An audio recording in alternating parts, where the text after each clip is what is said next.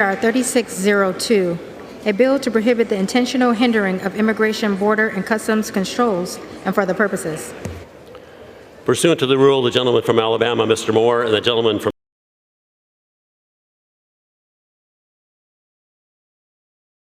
New York, Mr. Nadler, will each control 20 minutes. The chair recognizes the gentleman from Alabama. This will be in order. Please take your conversations off the floor. Mr. Speaker, The House will be in order.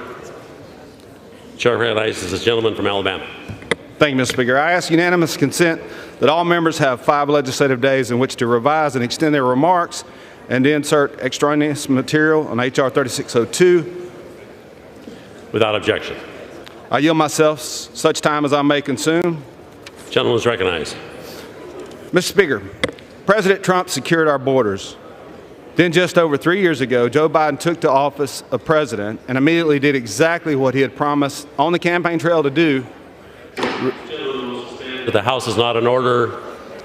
Please take your conversations off the floor.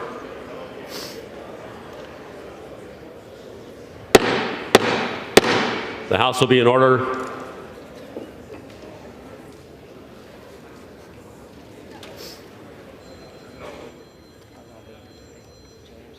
Gentleman is recognized. Joe Biden took to the office of president and immediately did exactly what he had promised on the campaign trail to do. He reversed the Trump administration's immigration policies. By doing so, the new president let the world know that America's borders are open. President Biden rescinded the Remain in Mexico policy, prevented the removal of illegal aliens, and blocked immigration and customs enforcement and Customs and Border Protection from enforcing immigration laws. In the weeks and months that followed, President Biden terminated the Trump-era policies aimed at preventing fraudulent asylum claims, ending catch and release, increasing criminal alien removals, and preventing illegal immigration. And we're still in the midst of the Biden administration's extended result, the biggest mass illegal immigration in the history of the United States.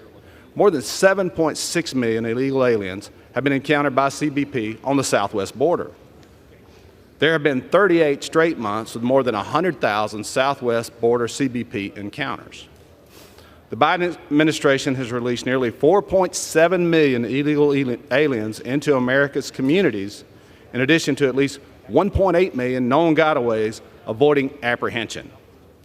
At least 357 illegal aliens on the terrorist watch list have been encountered by the Border Patrol along the southwest border. No doubt more have evaded detection. And all of this is just on the southwest border. Our northern border is also seeing record high numbers of illegal aliens encountered by CBP. Early last year, House Republicans acted to secure our border. We passed H.R. 2 to secure the Border Act, to end the abuse of U.S. immigration system, whether by the administration's cartels or the illegal aliens themselves. Had Senate Democrat leadership not refocused or refused to debate H.R. 2 on the Senate floor for more than 330 days, perhaps we would not still have a mass lawlessness on our border. In the meantime, we keep reading media reports that President Biden is looking to use his executive authority to quell the border chaos. But each time, the open borders advocates tell Joe Biden not to use that authority, and each time he bends to their wishes. Americans are outraged that our own federal government turns a blind eye to the chaos that has been created. Americans are tired of seeing mobs of illegal aliens beating up New York police officers, watching endless numbers of illegal aliens stream across the southwest border, and hearing the heart-wrenching details of the deaths of innocent young men and women, including a U.S. Senate staffer, caused by illegal aliens who should not have been here in the first place. So today, House Republicans are trying again to make our Democrat colleagues and President Biden take this border crisis seriously. H.R. 3602 will restore successful Trump-era policies and remove the rewards and incentives the Democrats have used to entice people to violate our own nation's sovereignty.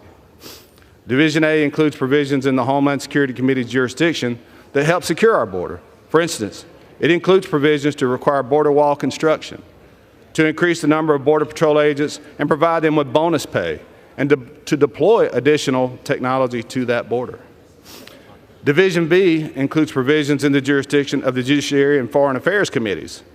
Title I reforms the asylum process to deter fraudulent asylum claims from aliens, including economic migrants, and ensures that aliens granted asylum are truly being persecuted by their existing government.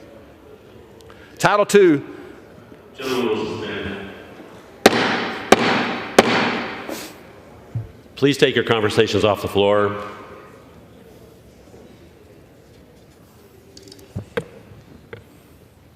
Gentleman is recognized. Thank you, Mr. Speaker. Title II ends the Biden administration's catch and release policies by clarifying that the DHS Secretary must remove and detain illegal aliens who arrive at the border or place them into remain in Mexico type programs. There are no other options. The aliens cannot be paroled or otherwise released into the U.S. unless an immigration judge grants that alien asylum or some other immigration benefit. Title III directs the Secretary of State to renegotiate successful Trump policies, asylum cooperative agreements, and Remain in Mexico program with his diplomatic counterparts. Title IV fixes the disastrous Flores settlement that rewards illegal aliens who rent or buy children to pose as family units to avoid detention. Instead, it keeps legitimate families together as they await adjudication in their asylum claims. Title V requires that unaccompanied alien children be immediately and safely returned to their home country, as we already do for unaccompanied children from Mexico and Canada.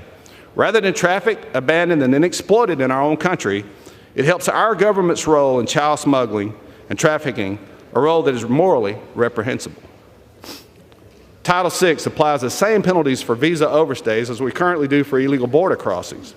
Under current law, it is a misdemeanor to cross the border illegally, a felony to cross it repeatedly, and yet only a civil infraction to overstay your visa.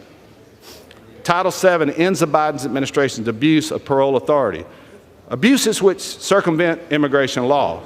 Parole is inherently a case-by-case review based on individual circumstances in which the rigors of the law are inappropriate. Parole by category isn't parole. It's a new law by fiat. Instead, such changes must be considered passed by Congress in a nation that respects the rule of law. Title VIII, finally, creates two grant programs. The first provides funding for states to construct or improve border barriers and border technology. The second reimburses states for money spent on law enforcement activities related to the border.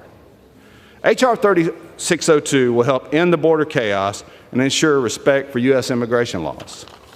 With that, sir, I'll reserve the balance of my time. Gentleman reserves. The gentleman from New York is recognized.